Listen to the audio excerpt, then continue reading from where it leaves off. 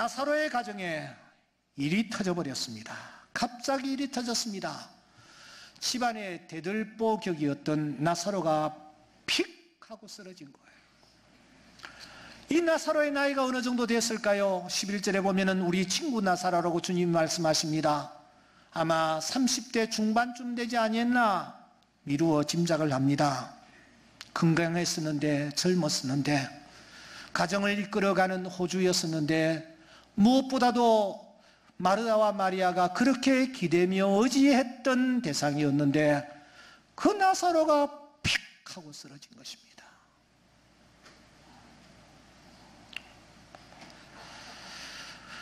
사람이 달려왔고 그 소식을 급히 전했지 않습니까? 그러나 사실은 그 소식을 들으실 그 시각은 나사로가 이미 숨을 거둔 뒤였습니다. 이 사실을 훤히 알고 계시는 주님께서 대단히 의미심장한 말씀을 하시죠. 우리 다 같이 한번 따라와야 하겠습니다. 낮이 12시간이 아니냐? 낮이 12시간이 아니냐? 낮이 12시간이 아니냐? 주님이 그렇게 말씀하셨어요. 이 말씀은 정말 분위기에 맞지 않는 생뚱맞은 듯한 그런 말씀입니다. 앞뒤가 맞지 않는 듯합니다. 그러나 이 말씀 속에 오늘 우리를 향한 깊은 영적 메시지가 담겨져 있다는 사실을 아십니까?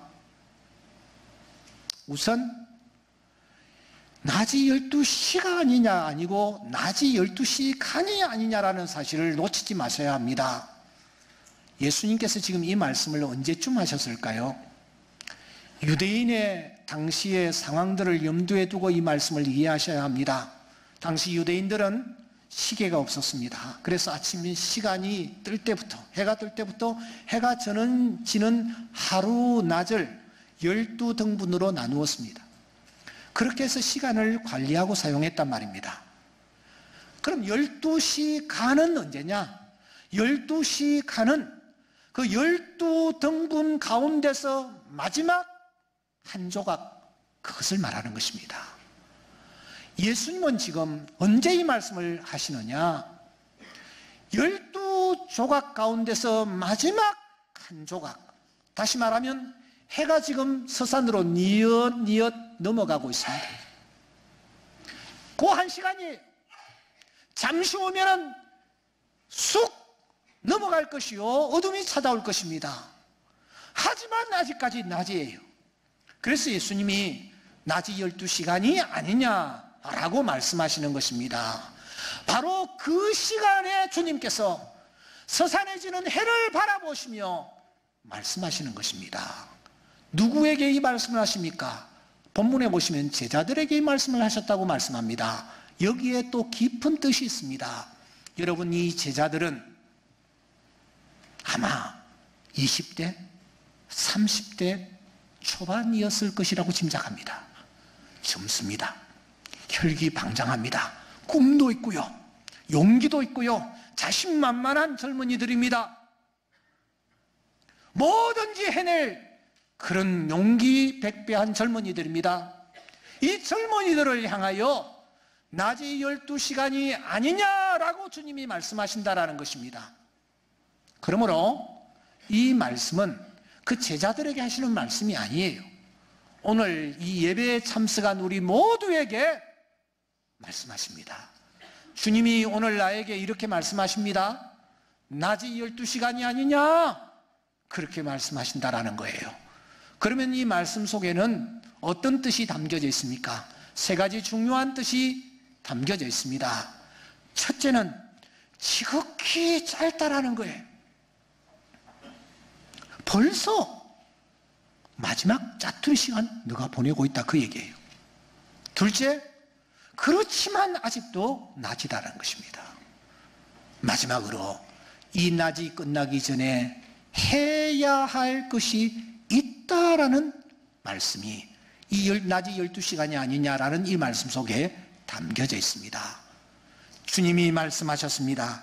때가 아직 낮음에 나를 보내신 이의 일을 우리가 하여야 하리라.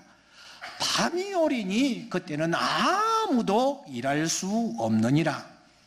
지금 남은 짜투리 시간 동안, 남은 이 시간 동안 해가 걸려서 이제 넘어가기 직전인데 그래도 아직 낮으니 해야 할 일이 있다라는 것입니다.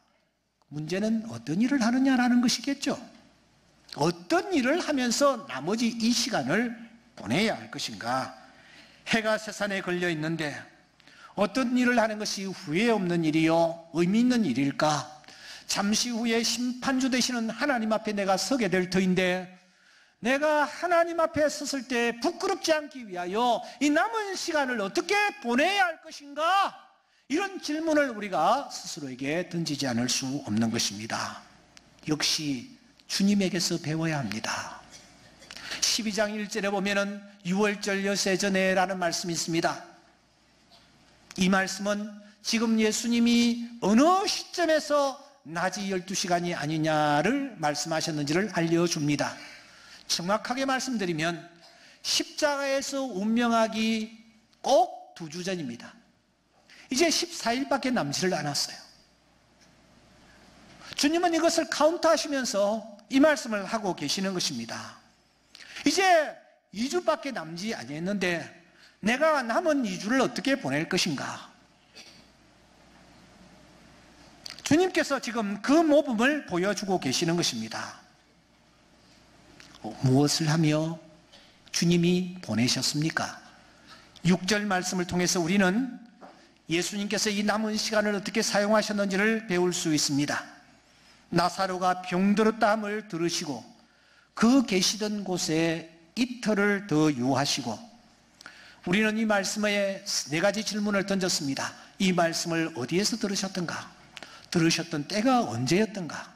그 말씀을 들으셨음에도 불구하고 어떤 일을 하셨던가? 왜 하필이면 이틀이었던가? 하는 질문을 지난주에 우리가 던졌습니다. 10장 40절에 보면은 예수님께서 이 말씀을 들으신 장소는 요단강 저편, 다시 말씀드리면 베레아 지방이었습니다. 그곳에서 어떤 일을 하셨습니까? 42절에 보니까 많은 사람들이 예수를 믿으니라고 했습니다. 주님은 그곳에서 하늘나라의 복음을 전하고 계셨습니다. 추구하는 영혼을 구원하는 일에 심혈을 쏟고 계셨습니다. 살아겠지만 이미 숨을 거둔 나사로는 제 뒤에 두고, 지금 관계가 없고 이름도 없지만 구원받아야 할 베레아의 사람들을 위하여 주님은 천국 같은 시간을 사용하고 계시며 저들을 위하여 혼신의 힘을 쏟고 계시는 것을 확인하는 것입니다. 그렇습니다. 주님은 당신에게 남은 시간이 얼마 남지 아니한 것을 아시고 구원하는 이 일에, 복음을 전하여 생명을 구원하는 이 일에 힘을 쏟고 계시는 것을 볼 수 있습니다. 이것이 주님이 해야 할 일이요 가장 가치 있는 일이라고 주님이 확신하셨기 때문입니다. 예수님께서 그 일만 하셨습니까? 추구하는 영혼에게 복음을 전하는 일만 하셨습니까? 낮이 12시간이 아니냐라고 말씀하신 주님께서 또 하나 중요한 일을 하고 계십니다. 우리는 주님이 하신 이 중요한 일 또 하나를 깊이 묵상해야 합니다. 7절에 보시면 그 후에 주님이 유대로 가자, 다시 가자, 그렇게 말씀하십니다. 유대에 도대체 어디입니까? 11절에 보시면 우리 친구 나사로가 잠들었도다. 그러나 내가 깨우러 가노라 라고 하십니다. 베다니로 가신 것입니다. 나사로가 잠든 베다니는 어떤 곳입니까? 오라버니를 잃고 집안의 대들보를 잃고 슬픔이 가득한 곳입니다. 절망과 한숨과 탄식이 있는 현장입니다. 주님께서는 그 장소를 외면하지 아니하시고 찾아가십니다. 강도 만난 자가 저기 피를 흘리며 쓰러져 있는데 제사장이라는 작자가, 서기관이라는 작자가, 레인이라는 작자가 피하여 그냥 예배만 드리기 위하여 나아갔는데 선한 사마리아인은 외면하지 아니하고 다가갔듯이, 강도 만난 자에게 다가갔듯이 예수님은 지금 그 현장으로 다가가시는 것입니다. 슬픔이 있는 그 현장으로 발걸음을 옮기시는 것입니다. 가셔서 어떤 일을 하십니까? 35절, 이 말씀은 정말 중요한 말씀입니다. 우리 다 같이 한번 크게 읽어보도록 하겠습니다. 시작. 예수께서 눈물을 흘리시더라. 한 번 더 시작. 그곳에 다가가신 예수님이 제일 먼저 하신 것은 눈물을 흘리시는 것이었습니다.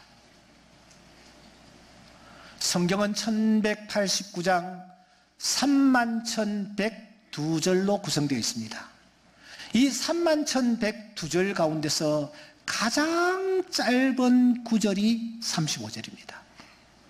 헬라어 성경과 영어 성경은 단 두 단어로 이 35절이 구성되어 있음을 알려줍니다. Jesus wept. Jesus wept. 주님이 우셨다. 눈물을 흘리셨다. 그렇게 기록하고 있습니다.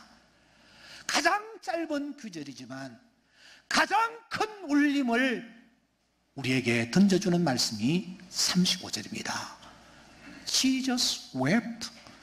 예수님께서 눈물을 흘리셨다고 말하고 있습니다. 당신이 눈물을 흘리시는 그 현장은 어떤 현장입니까? 마르다와 마리아가 깊은 상처를 받고 상실감에 몸부림을 치고 있습니다. 여러분, 이런 현장에서는 무슨 말을 가지고 위로하려고 해서는 되지 않습니다. 특별히 믿음 좋다고 하는 사람들, 여러분 슬픔을 당한 가정에 가가지고 한두 마리 말을 가지고 내가 저 사람을 위로하리라, 여러분 이런 생각은 정말 교만한 생각입니다. 저는 잊지를 못합니다. 이 교회에 부임한 지 얼마 되지 아니해서 한 자매가 남편을 하나님 품에 보냈습니다. 너무너무 슬픔 가운데서 그곳에 교인들이 갔어요. 그런데 믿음이 좋다고 하는 어떤 남자분이 그 자매를 바라보고 등을 턱턱 두드리면서, 집사님 울지마, 울지마, 울지마. 왜 이렇게 믿음이 없어? 남편은 천국 갔잖아. 여러분, 누가 천국 간 줄 몰라요? 다 알아요. 아는데 눈물이 나는 걸 어떻게 해요? 여러분, 이런 슬픔을 당한 사람 곁에 가서서 뭐 신앙적인 말을 가지고, 성경 말을 가지고 여러분 위로하려고 하지 마세요. 그냥 다가가서는 조용하게 침묵하면서 함께 눈물을 흘려주는 거예요. 그것만큼 큰 위로가 없습니다. 욥의 친구들이 그랬지 않습니까? 욥이 어려운 일을 당했을 때에 그들이 달려와서 보니 그가 욥인 줄 알기 어렵게 될 정도로 그가 정말 초췌한 상태로 울고 있는 거예요. 그때 친구들이 어떻게 했습니까? 13절에 보니까 저들이 밤낮 7일 동안 그와 함께 앉았으나 욥의 고통이 심함을 보므로 그에게 한마디도 말하는 자가 없었더라. 이게 진정한 위로입니다. 말이라는 것이 참 상처를 많이 주는 것 같아요. 너무 잘났다고, 너무 똑똑하다고, 자기가 의롭다고 자기의 기준을 가지고 다른 사람을 정죄하고 판단하고 심판하는 말들을 너무 쉽게 내뱉는 것은 예수님을 따르는 자들의 태도가 아닌 것 같습니다. 같이 울어주는 거예요. 현장에서 간음했던 여인, 그의 죄악은 명명백백했습니다. 수많은 사람들이 증인으로 있었고 현장에서 붙잡혔기 때문입니다. 돌을 들어 던져도 정말 여러분 아무런 가책이 없는 그런 여인을 향하여, 하지만 예수님은 어떤 태도를 취하셨습니까? 예수님은 이렇게 하셨습니다. 몸을 굽히사 손가락으로 땅에 쓰셨다. 다시 몸을 굽혀 손가락으로 땅에 쓰시니 주님은 다 알고 계셨어요. 하지만 침묵하셨습니다. 그 여자가 몇 살인지, 얼마나 아름다운지, 누구 집 딸인지, 누구의 아내인지 주님은 이 뒤꿈치를 들어서 보려고 하지 않았어요. 입을 열지 아니하셨습니다. 주님은 그저 고개를 숙이고 땅에다가 뭔가를 그저거리고 계셨습니다. 저는 무슨 글자를 썼다고 생각 안 합니다. 시간을 벌고 있었던 것입니다. 오늘 주님을 믿고 따르는 우리들이 신앙생활을 하면서 이런저런 약점들도 보이고 이런저런 소리들도 들립니다. 그러나 사랑하는 여러분, 우리가 하나님 안에서 진정한 교제와 그리스도의 사랑을 원한다면 우리가 침묵해주고 우는 자들이 있을 때는 다가가서 같이 울어주는 이런 자에게 하나님의 은혜가 넘칠 줄 믿습니다. 긍휼히 여기는 자는 복이 있나니 저희가 뭐요? 긍휼히 여김을 받을 것이라고 말씀하기 때문입니다. 그러므로 우리가 힘들고 어려운 사람들, 그 사람 곁에 다가가서 그 사람의 아픔과 슬픔을 함께 동참하면서 그 사람과 함께 하기를 힘쓰는 것, 이것이 주님을 믿는 하나님의 자녀들이 취하여야 할 태도라는 것입니다. 주님이 마지막 날 이렇게 말씀하셨습니다. 내가 진실로 너희에게 말한다. 너희가 여기 내 형제 중에 지극히 작은 자 하나에게 한 것이 곧 내게 한 것이니라고 말씀입니다.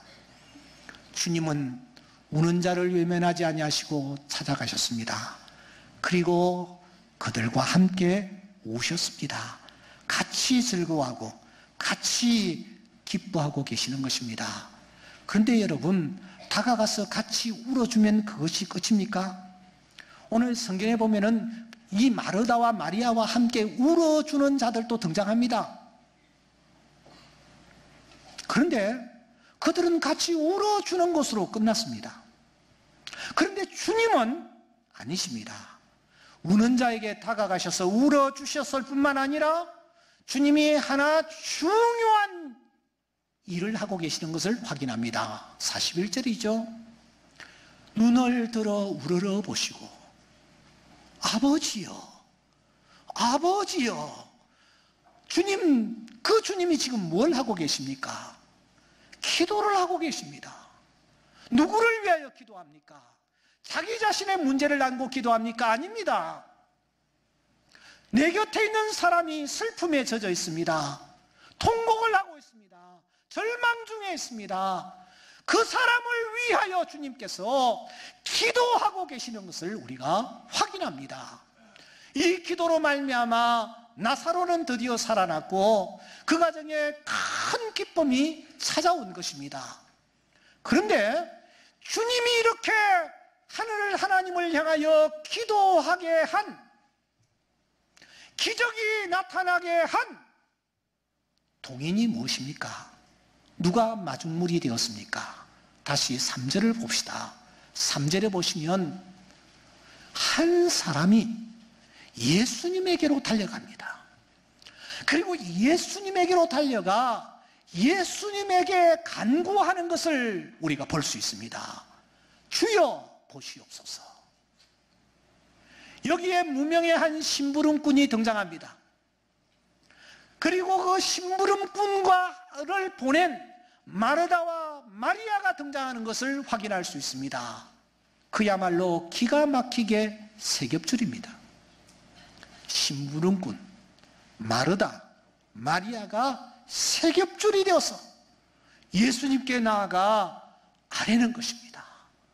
특별히 여기에 이름 없는 이 심부름꾼은 그가 누구인지는 알 길이 없지만 분명한 것은 내 일이 아닙니다. 내 오라버니도 내 형님도 아닙니다. 나사로는 제 3자였습니다. 그러나 3자인 나사로가 병들어 있는 것을 안타깝게 생각하고 그는 베다니에서 저 베레아까지 40km를 막 달려가는 것입니다.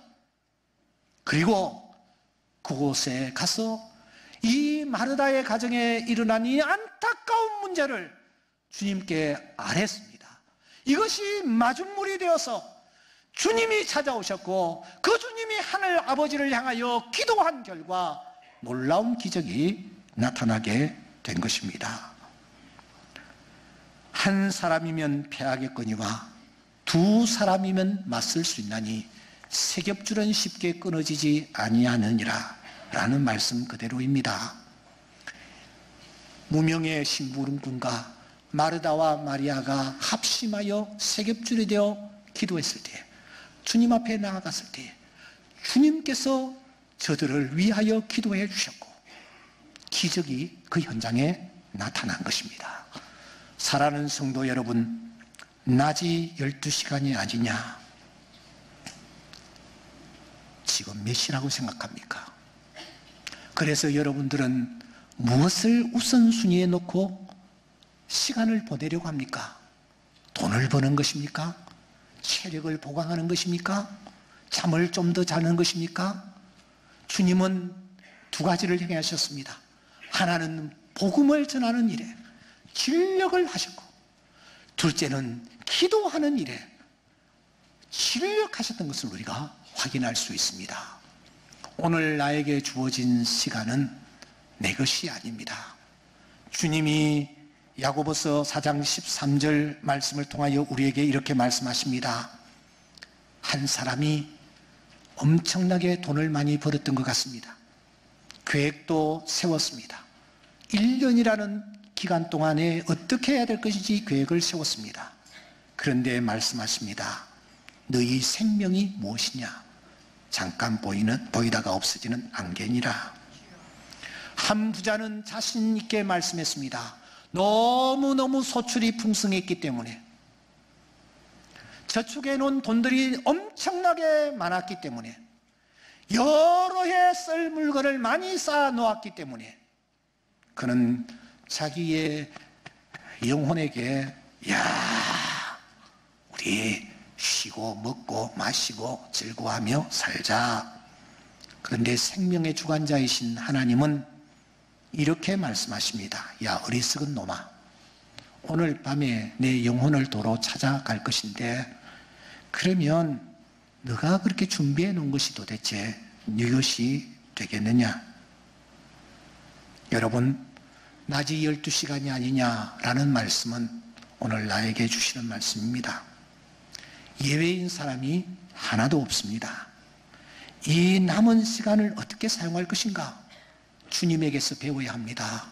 주님은 한 생명이라도 구원하는 일에 심혈을 쏟으셨고, 슬픔과 어려움을 당한 자들에게 다가가셔서 그들을 돕는 일에, 그들과 함께 기도하는 일에 심혈을 쏟으시며 나머지 짜투리 시간을 주님이 활용하신 것을 확인합니다. 윤동주 시인은 내 인생의 가을이 오면 이라는 글귀를 남겼습니다. 내 인생의 가을이 오면 나는 나에게 물어볼 이야기가 몇 가지 있습니다. 내 인생의 가을이 오면 나는 나에게 사람들을 사랑했는지에 대해 물을 것입니다. 그때 나는 가벼운 마음으로 대답하기 위해 나는 지금 많은 이들을 사랑해야겠습니다. 내 인생의 가을이 오면 나는 나에게 열심히 살았냐고 물을 것입니다. 그때 나에게 자신 있게 말할 수 있도록 나는 지금 맞이하고 있는 이 하루하루 최선을 다해 살아가겠습니다. 내 인생의 가을이 오면 나는 사람들에게 상처를 주지 않았냐고 물을 것입니다. 그때 얼른 대답하기 위해 지금 나는 사람들에게 상처를 주는 말과 행동을 하지 말아야 하겠습니다. 내 인생의 가을이 오면 나는 나에게 삶이 아름다웠느냐고 물을 것입니다. 나는 그때 기쁘게 대답하기 위해 지금 내 삶의 날들을 기쁨으로 아름답게 갖고 가야겠습니다. 마지막이 중요합니다. 내 인생의 가을이 오면 나는 나에게 어떤 열매를 얼마만큼 맺었느냐고 물을 것입니다. 그때 나는 자랑스럽게 대답하기 위해 지금 나는 내 마음밭에 좋은 생각의 씨를 뿌려놓은 좋은 말과 행동의 열매를 부지런히 키워야 하겠습니다. 김기덕 감독은 84세였습니다. 여러분들은 지금 연세가 얼마나 되셨습니까? 84세. 몇 년 남았습니까? 몇 년 남았습니까? 84세까지 산다라는 보장 또한 없습니다. 그러나 그 기준으로 삼는다면 나는 몇 년 남았습니까? 그런데 지금 어떤 생각을 하고 계시며 무엇을 하려고 생각하십니까? 지금 12시까지 아니냐? 주님이 우리에게 말씀하십니다.